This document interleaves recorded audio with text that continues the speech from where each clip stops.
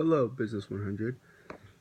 So today for our SPL2, we were given the task of answering a few questions and also to pick a question and talk about it, answer it and on a video and upload it to YouTube. Submit the link. For my question, I chose to define RAID and talk about the advantages it may have. Okay. So RAID stands for Redundant Array of Independent Disks. It is used to prevent data loss. And then this is good for businesses because if you're a business that has that relies on databases and has very important information that you can't lose or can't afford to lose, well, RAID is a very good system to use in order to protect it. Okay, so first I will be talking about some common RAID terminology. Mirroring uses multiple disks to store and contain the same exact data. So mirroring basically is saving the same file on two different disks. Striping, which is sequential blocks of data, which is when sequential blocks of data are split among multiple disks.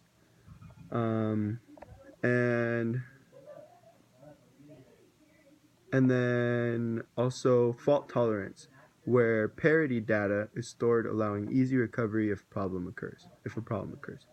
Okay, so first I will be talking about RAID 0. So in RAID 0, data is stored on multiple disks as if it was using one stripe or using striping.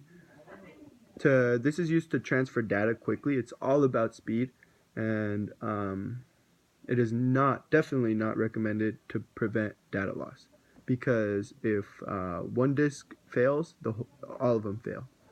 Okay, next I'll talk about RAID 1, which uses mirroring. Okay, so it mirrors the same exact data stored on one disk onto a second disk. Okay, this is convenient because if one of your disks fails, data will still be stored on the second disk because it was mirrored. So mirroring basically means to, again, we talked about already, to store the same data file onto a second disk. However, mirroring, of course, because you have to save it twice, uses up twice as much storage. Okay, RAID 5. RAID 5 uses parity to store data across drives, all drives. In case any drive fails, or in case any disk fails, the data stored is still available. So basically, if you have, say, 10 disks, so RAID 5 will use parity to save them on all the disks, and if any one of those disks fails, you still have 9 disks.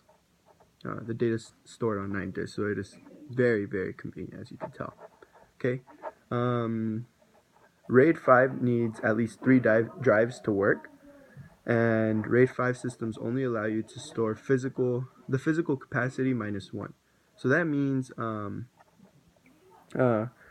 in RAID 5, if you have 10 disks that are 1 gigabyte each, you're going to have only 9 gigabytes available to you. Okay, RAID 6 is basically the same thing as RAID 5. It's just a little with a twist. Okay, so RAID 6 uses parity to save data across all disks, just like RAID 5. However, RAID 6 has double the parity as opposed to RAID 5.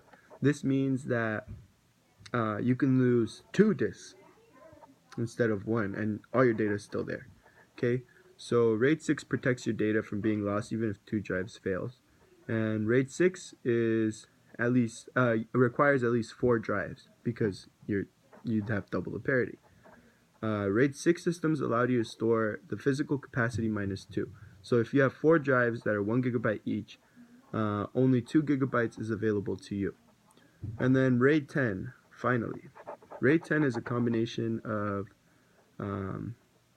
RAID 1 and RAID 0.